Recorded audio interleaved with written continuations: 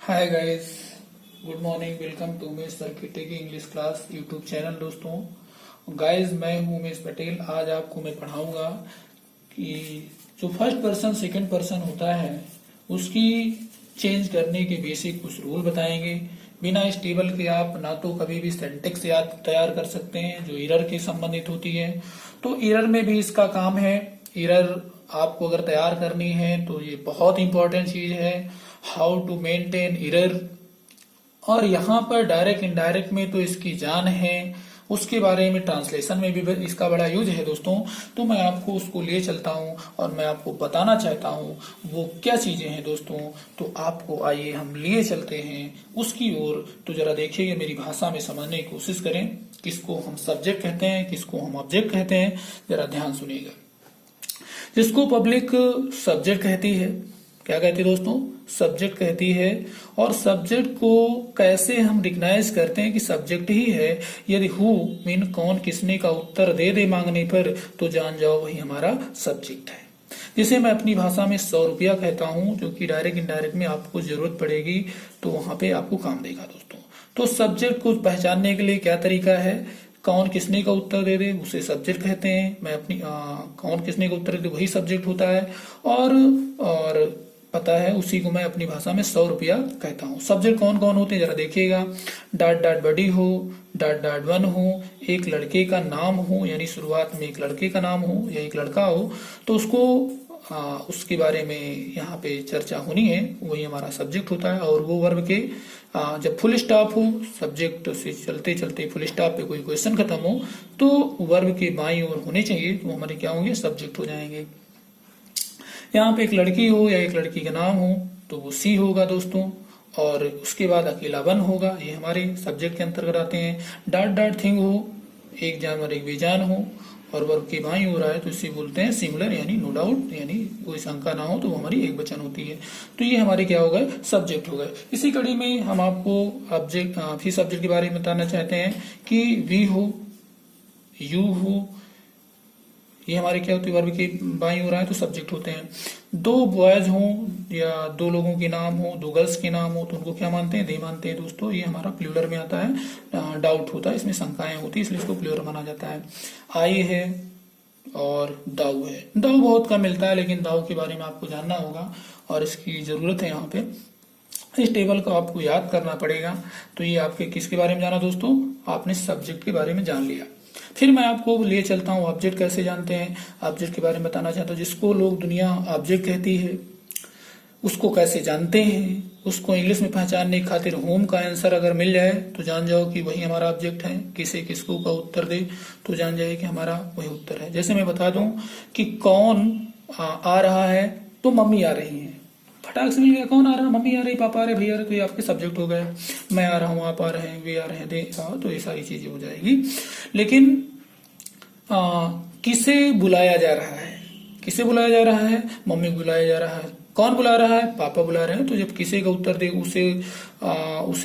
उसे बुलाया जा रहा है, हमें बुलाया जा रहा है, उन्हें बुलाया जा, मुझे, और ये तो भी जब तब इसका ऑब्जेक्ट का उत्तर वही बताना, किसे बुलाया जा रहा है, किसको बुलाया जा रहा है, तब इसकी जरूरत पड़ती है।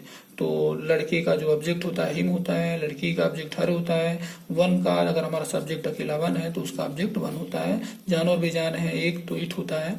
वी का ऑब्जेक्ट अस होता है, यू का यू होता है, दे का देम होता है, आई का मी हो जाता है और दाऊ का दी हो जाता है दोस्तों।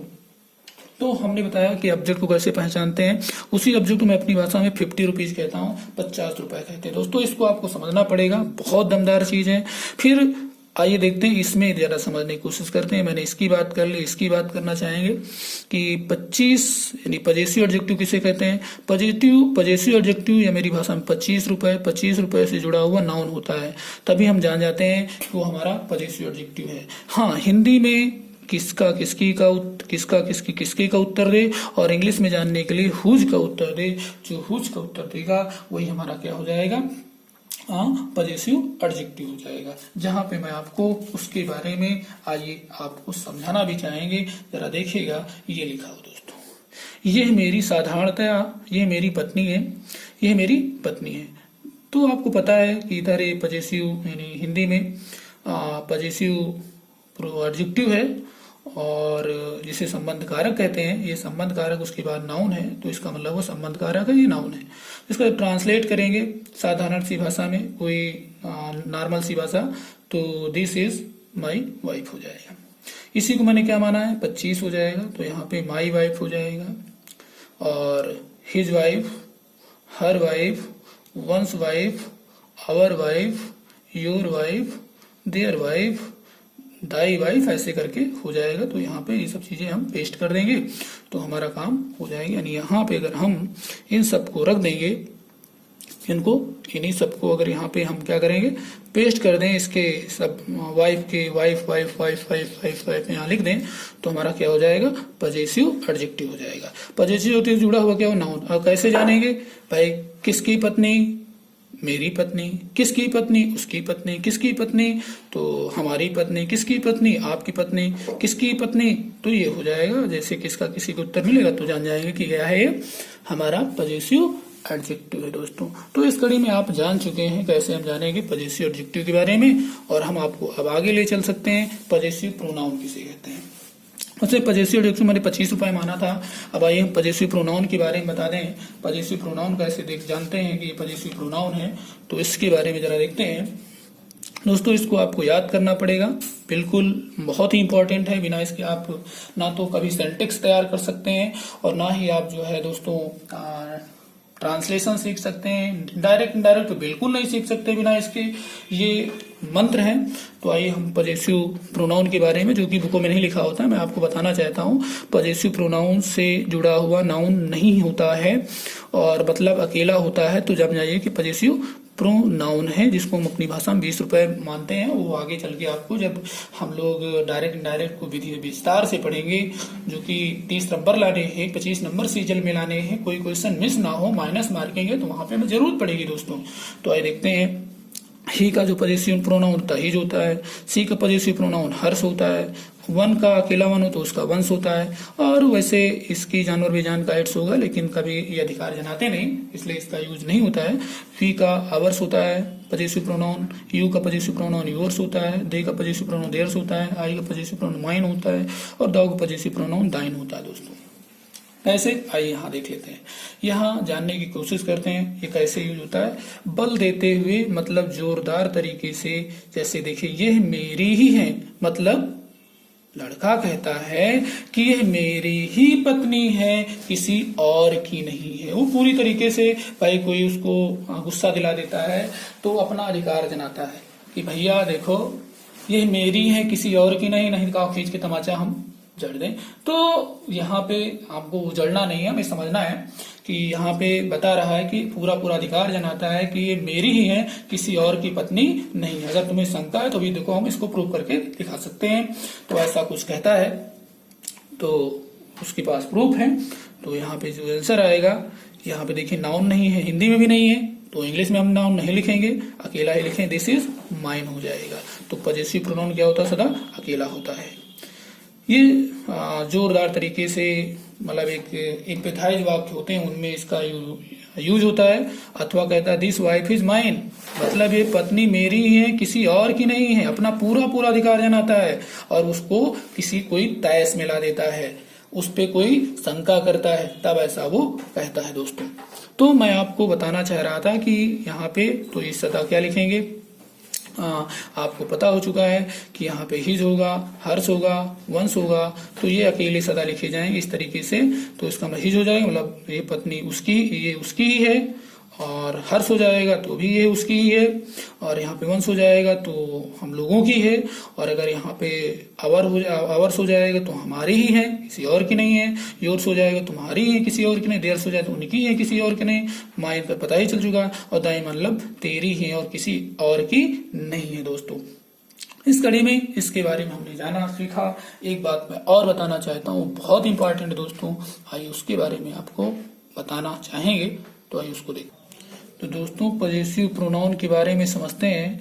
कहता है पजेसिव प्रोनाउन सब्जेक्ट रूपी होने पर सदा सिंगुलर वर्ब का प्रयोग करते हैं। जैसे लिखा हो योर्स, और परीक्षा में आ जाए कंपटीशन में कि yours are black but mine are white, तो दोस्तों आर गलत होगा, गलत होगा। सही क्या होगा, एक वचन यानी इज होगा। और बट माइन आर गलत होगा।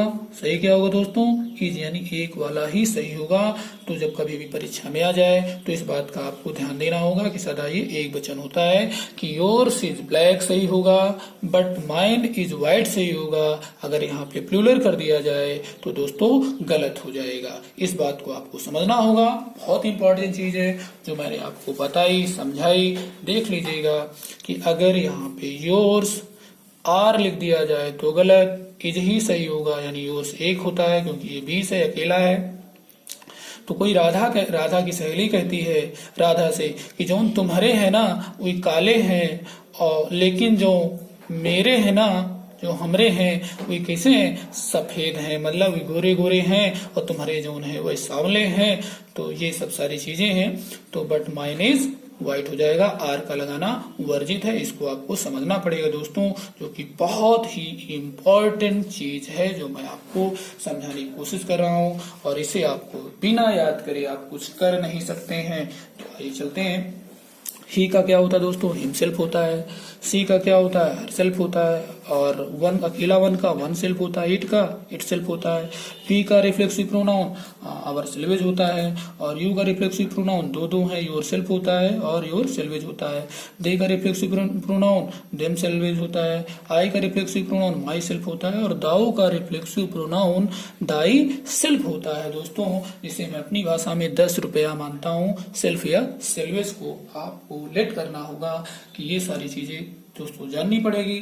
जानने के साथ साथ आइए दोस्तों एक बात मैं और बताना चाहता हूँ कि कैसे हम करते हैं टेंस को व्यवस्थित करने के बारे में मैं आपको बताना चाहता हूँ कि हम कैसे टेंसों में व्यवस्थित करने की कोशिश करते हैं। आइए दोस्तों, अगर 30 के 30 नंबर लाने हैं, 25 लाने हैं, तो आपको मेरी बात को समझना पड़ेगा।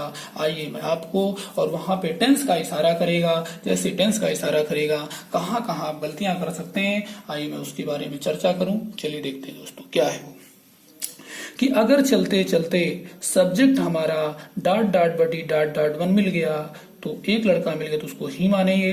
क्या मानेंगे दोस्तों, ही। उसको सीधा सीधा याद करें, ही का सब्जेक्ट ही का ऑब्जेक्ट हिम, ही का पजेसिव प्रोनाउन पजेसिव एडजेक्टिव ही का पजेसिव प्रोनाउन हिज, और ही का रिफ्लेक्सिव प्रोनाउन हिमसेल्फ हो जाएगा। तो आप इसे सीधा सीधा याद कर लेंगे, जो कि आगे चल के आपको पूरे नरेशन में इसकी जरूरत है। यहाँ तक कि सेंटेक्स में जरूरत है, यहाँ तक कि ट्रांसलेशन में भी इसकी जरूरतें पड़ती है दोस्तों। तो इनको क्या मानेंगे, ही मानेंगे। तो ही हो जाएगा, जिसे आप कह सकते हैं ही वन जा ही टू जा हिम। ही का ऑब्जेक्ट क्या होगा, हिम। ही का पजेसिव एडजेक्टिव हिज, ही का पजेसिव प्रोनाउन हिज, ही का रिफ्लेक्सिव प्रोनाउन हिमसेल्फ। अगर एक लड़की है तो उसको सीधा सीधा याद करिए, यहाँ से सीधा पूरा जाइएगा। सी है तो लेट सी मानेंगे, एक लड़की होने पे सी का सब्जेक्ट सी का ऑब्जेक्ट हर, सी का पजेसिव एडजेक्टिव हर, सी का पजेसिव प्रोनाउन हर, और सी का रिफ्लेक्सिव प्रोनाउन हर सेल्फ हो जाएगा। अगर अकेला वन है तो अकेला वन एक सब्जेक्ट वन हो जाएगा, अकेला वन का ऑब्जेक्ट वन हो जाएगा, अकेला पजेसिव ऑब्जेक्टिव वन का पजेसिव एडजेक्टिव क्या होगा, वंस होगा। ये खूब आता है परीक्षा में। और अकेला वन का जो है जब सब्जेक्ट काम करे अकेला वन, तो उसका पजेसिव प्रोनाउन वंस हो जाएगा। और अकेला सब्जेक्ट अगर वन करके आए तो उसका रिफ्लेक्सिव प्रोनाउन वन सेल्फ हो जाएगा। अगर एक जानवर है, एक बेजान है, डाट डाट थिंग्स है, जैसे एवरीथिंग, समथिंग, नथिंग, तो इट मानेगा। और इट का ऑब्जेक्ट इट का सब्जेक्ट इट हो जाएगा, लेट इट मान लेते हैं, ये सब्जेक्ट इट हो जाएगा। इसका ऑब्जेक्ट क्या होगा, लेट इट, इनका सबका ऑब्जेक्ट क्या होगा, इट होगा। इसका पजेसिव एडजेक्टिव इट्स होगा। ये जल्दी होता नहीं, लेकिन जानकारी के तहत मान लीजिए होता हो तो मान लेते हैं इट्स होगा। और इट का रिफ्लेक्सिव प्रोनाउन इट सेल्फ हो जाएगा। अगर वी चलेगा तो वी को सीधा सीधा याद कर ले, बिल्कुल ऐसे ही। वी का सब्जेक्ट वी का ऑब्जेक्ट अस, वी का पजेसिव एडजेक्टिव अवर, वी का पजेसिव प्रोनाउन अवर्स, और वी का रिफ्लेक्सिव प्रोनाउन अवर सेल्वेज हो जाएगा। और यू है तो यू का सब्जेक्ट यू का ऑब्जेक्ट यू का पजेसिव एडजेक्टिव योर, यू का पजेसिव प्रोनाउन योर्स, यू का पजेसिव रिफ्लेक्सिव प्रोनाउन और योर सेल्वेज। और अगर दो बॉयज हैं, दो से ज्यादा लड़के हैं, गर्ल्स हैं, बॉयज हैं, टू से प्लूरल है तो दे मानिएगा। दे का सब्जेक्ट दे का ऑब्जेक्ट देम, दे का पजेसिव एडजेक्टिव देयर, दे का पजेसिव प्रोनाउन देयर्स और दे का रिफ्लेक्सिव प्रोनाउन देम सिल्वेज हो जाएगा। अगर हमारा आई है, क्या दोस्तों, आई हमारा सब्जेक्ट है, तो आई का जो ऑब्जेक्ट होगा मी हो जाएगा, आई का पजेसिव प्रोनाउन पजेसिव एडजेक्टिव माई हो जाएगा, आई का पजेसिव प्रोनाउन माइन हो जाएगा, आई का रिफ्लेक्सिव प्रोनाउन माई सेल्फ हो जाएगा। और अगर दोस्तों आगे आपका दाऊ, जो कि अब मृत घोषित कर दिया गया, लेकिन जानकारी के लिए बता दें इसकी हिंदी होती तू होती है। तो और अगर दाऊ आ गया तो दाऊ का ऑब्जेक्ट क्या होगा, ये सब्जेक्ट है, इसका ऑब्जेक्ट दीदी होगा, इसका पजेसिव एडजेक्टिव दाई होगा, इसका पजेसिव प्रोनाउन दाइन होगा और इसका रिफ्लेक्टिव प्रोनाउन दाई सेल्फ होगा, जो कि आपको बड़े ही जतन से याद करना पड़ेगा यदि आपको आगे चल के डायरेक्ट इनडायरेक्ट पूरी सिंटेक्स और यहाँ तक की पूरी सिंटेक्स मैंने इसी से खोजी है दोस्तों। और आगे आपको बता दें इसको इरर कहते हैं, पूरी इरर इसी पे डिपेंड है और यहाँ तक कि पूरे ट्रांसलेशन में भी इसकी जरूरत है दोस्तों। तो इसको आप तैयार करने की कोशिश करें। मैं आपको बेसिक की ओर ले चलता हूँ। आइए देखते हैं दोस्तों आगे देखते हैं। मैं आपको बताना चाहता हूँ कि व्यवस्थित कैसे किया जाता है सब्जेक्ट से जुड़ा हुआ। इस बात का ध्यान देना होता है, इस बात को बिना ध्यान दिए आप काम नहीं कर सकते हैं। तो मैं आपको बता दूं कि भविष्य में आईवी के साथ क्या होता है दोस्तों, सेल होता है। भविष्य पहचानने के लिए सेल आपको आईवी के साथ मिलता है, बाकी सभी के साथ विल मिल जाता है, आपका काम हो जाता है। मैंने बताया भविष्य को फ्यूचर पहचानने के लिए सेल करके फर्स्ट फॉर्म, बाकी आईवी के साथ सेल करके फर्स्ट फॉर्म, बाकी के साथ विल करके फर्स्ट फॉर्म होता है, ये आपको पता है। फिर वहीं पर फ्यूचर कंटिन्यूअस में सेल भी करके आईवी के साथ, बाकी के साथ विल भी करके एनजी फॉर्म होती है। फ्यूचर परफेक्ट में आईवी के साथ सेल है करके थर्ड फॉर्म होती है, बाकी के साथ विल है करके थर्ड फॉर्म होती है। फ्यूचर परफेक्ट कंटिन्यूअस में आईवी के साथ सेल हैव बीन करके आईएनजी फॉर्म होती है, बाकी सभी विल हैव बीन करके आईएनजी फॉर्म होती है। तो दोस्तों मुझे यहाँ पर यह ध्यान देना है कि जुड़ा हुआ क्या होता है। तो आईवी के साथ सेल होता है, बाकी के साथ विल होता है।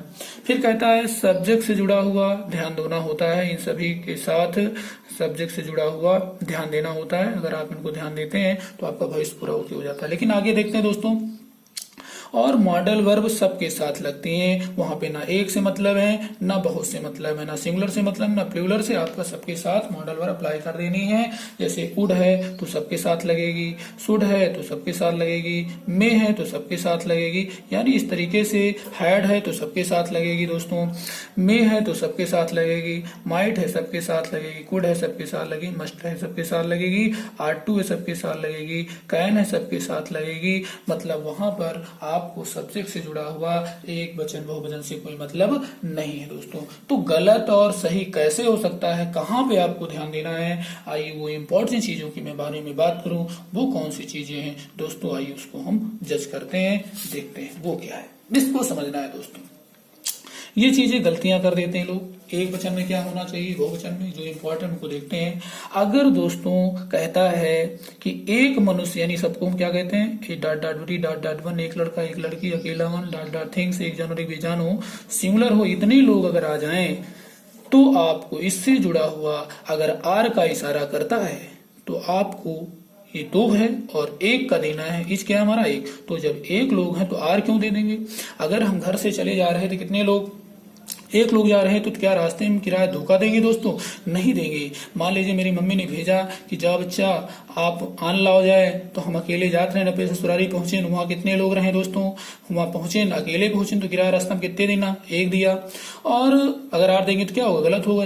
फिर मान लीजिए वहां पे गए और वहां पे मेरी सास ने या मेरे जो भी रिलेटिव है ससुराल में नहीं भेजे, तो कैसे आए, अकेले आए ना, तो कार रास्ता में जो लोगों किराया पड़ी ना ही, कितने लोगों पड़ी, एक लोगन पड़ी, तो वो ही दिया भाई। चलो लौटियान मुंह बनावत, बिल्कुल घर पहुंचे, फिर मम्मी डांटिन वाटिन कहीं जाओ लेके नहीं आओ, गए फिर हम फिर गए। तो इस बार हमारी सास वगैरह हमारे रिलेटिव खुश थे, मेरे ससुराल के लोग, उन्होंने क्या किया, मेरी मिसेज को भेज दिया। जब भेज दिया तो दोस्तों हम फ्लाइट से आए, तो फ्लाइट में क्या हम किराया, आप बताइए दो लोग आ रहे हैं तो क्या किराया एक लोग देंगे, नहीं, गलत हो जाएगा। कितने लोग देना पड़ेगा, दो लोग। और नहीं तो वहां पे कह दिया भैया इस अगर उतर जाओ, तो अब भला बताओ अगर एक लोगों किराया देने हैं और वहां पे उन्होंने कह दिया क्या कह दो उतर जाओ, तो बताओ हम उतर के कहाँ जावे। अगर हम मान लो हम वहां फ्लाइट से आए ऊपर आकाश में, हमने क्या किया उतरने की कोशिश की, तो का हो जावे पता है आपका, फिर शायद नीचे कोई अता पता ना चले। लेकिन भी अब पुरखिनों का हम हो तरब तो दिक्कत हो जाए ना, दोनों लोगों की समस्या हो जाए। ये ले आप किराया ऊंची तो उचित दियो दोस्तों। चलिए हम आपको उसके बारे में बताना चाहते हैं कि अगर इतने लोग आएंगे ये सभी तो आर गलत है, 2 का किराया आपको इसका देना होगा। अगर एम का है इशारा करता है तो गलत है, इसका देना होगा।